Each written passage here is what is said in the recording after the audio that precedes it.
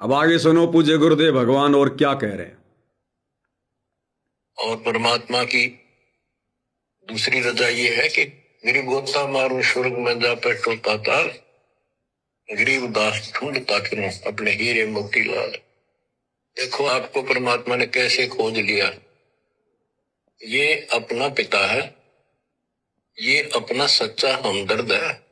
क्या कह रहे हैं गुरुदेव भगवान। और देखो दूसरी रजा परमपिता परमात्मा की। गरीब गोता मारूं स्वर्ग में जा बैठूं पाताल, गरीब दास ढूंढता फिरूं अपने हीरे मोती लाल। कि आपको देखो परमात्मा ने कैसे कैसे कहां कहां से ढूंढ लिया, क्योंकि ये हमारा पिता है। अरे हमें किसने ढूंढा? हमें सतगुरु रामपाल जी ने ढूंढा, अपनी ज्ञान गंगा पुस्तक के माध्यम से ढूंढा, टीवी चैनलों पर सत्संगों के माध्यम से ढूंढा, अपने किसी भगत बच्चे के माध्यम से ज्ञान चर्चा करवा के ढूंढा। हमें ढूंढा किसने? हमें खोजा किसने? परमपिता परमात्मा ने। किस परमपिता परमात्मा ने? जिसको ज्यादातर भाई बहन परमपिता परमात्मा मानते हैं, दाढ़ी मूंछ वाली कबीर की फोटो को, हमें उसने नहीं ढूंढा। अरे हम खुद उसको ढूंढ रहे, आज तक मिल ही नहीं रहा। हम खुद दाढ़ी मूंछ वाले कबीर को ढूंढ रहे हैं, वो मिल ही नहीं रहा, दिखाई नहीं दे रहा। तो वो हमें क्या ढूंढेगा, कैसे ढूंढेगा, जो खुद भी ढूंढने से नहीं मिल रहा। सतलोक आश्रमों से जुड़े भाई बहन हर साल जून के महीने में उसका प्रगट दिवस मनाते हैं, उन भाई बहनों को नहीं मिल रहा। अगर होता तो आता, मिलता। हमें ढूंढा किसने? हमारे गुरुदेव भगवान ने ढूंढा। चाहे किसी को भी माध्यम बनाया, किसी को भी निमित्त बनाया, चाहे किसी पुस्तक को माध्यम बनाया, चाहे अपने किसी भगत बच्चे को माध्यम बनाया। तो गुरुदेव क्या कह रहे हैं, संकेत को समझिए कि गोता मारो स्वर्ग में जा बैठूं पाताल, गरीब दास ढूंढता फिरूं अपने हीरे मोती लाल। आज कैसे उस परमपिता ने आपको ढूंढ लिया? परमपिता ने ढूंढ लिया। तो परमपिता तो एक ही है, कबीर साहब। तो किसने ढूंढा फिर? सतगुरु रामपाल जी ने ढूंढा। तो कौन हुए सतगुरु रामपाल जी? परमपिता परमात्मा। यह है असली कबीर, रियल कबीर। तो परमात्मा इसी प्रकार से संकेत करेंगे अपने विषय में, अपनी पहचान इसी प्रकार से करवाएंगे। बस खुल के नहीं कहेंगे कि मैं ही कबीर हूं, बाकी कमी भी किसी प्रकार की नहीं छोड़ेंगे संकेत करने में।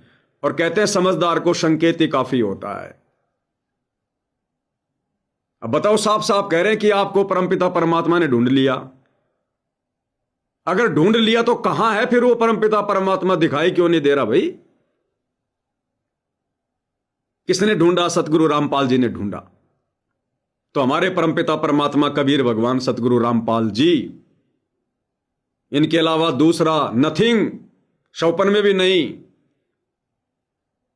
चाहे 1000 दाढ़ी मूंछ वाले कबीर सामने आकर लाइन में खड़े क्यों ना हो जाए और हाथ जोड़ के कहें कि चलो भगत जी सामने विमान तैयार है, हमने उसकी तरफ देखना भी नहीं है, भैया ले जा तेरा विमान, जहां से आया चला जा, हमें जरूरत नहीं है तेरे विमान में चढ़ने की। Who are you? I don't know who are you. मैं नहीं जानता तुम्हें, तुम कौन हो? अरे मैं कबीर, देख दाढ़ी मूंछ वाला कबीर। अरे काहे के दाढ़ी मूंछ वाला कबीर? मेरे बाप की भी दाढ़ी थी, मेरे दादा की भी दाढ़ी थी, मेरे परदादा की भी दाढ़ी थी, तो क्या सारे कबीर हो गए? मेरा कबीर मेरा गुरु है, मेरा मेरा भगवान मेरा गुरु है, मेरा सतगुरु है। अगर वे आएंगे तो मैं विमान में बैठूंगा। तुम्हारे जैसे लाख कबीर आ जाओ, मैं एक पैर भी आगे नहीं रखूंगा। इतना दृढ़ भाई और बहनों, कलयुग की पिछली पीढ़ी में हमने परमात्मा को लेकर होना पड़ेगा, नहीं तो त्रिकुटी पर, पता है ना, उस काल को आशीर्वाद मिला हुआ है, उसने परमात्मा से अपना रूप मांग रखा है। ना जाने कितने रूप बना के खड़ा हो जाएगा दाढ़ी मूंछ वाले के, और कहां कहां ले जाके टेक देगा फिर विमान में बैठा के, पता ही नहीं चलेगा। तो जब तक हमारे पूज्य गुरुदेव भगवान हमारे समक्ष ना हो, और समक्ष होने के बावजूद उन्होंने तरीका बताया पहचान का, दंडवत करते समय एक या दो मंत्र, प्रथम मंत्र का या शतनाम का या सारनाम का, एक या दो मंत्र जरूर करने। और उसके बाद भी यदि यथावत हमारे गुरुदेव भगवान ही सामने खड़े रहेंगे तो समझ लेना ही इज ओरिजिनल कबीर। फिर वो जैसा संकेत करेंगे, जैसा इशारा करेंगे, जैसा आदेश देंगे, वही हमें मान्य होगा। बाकी दाढ़ी मूछ वाला हमारा कुछ नहीं लगता।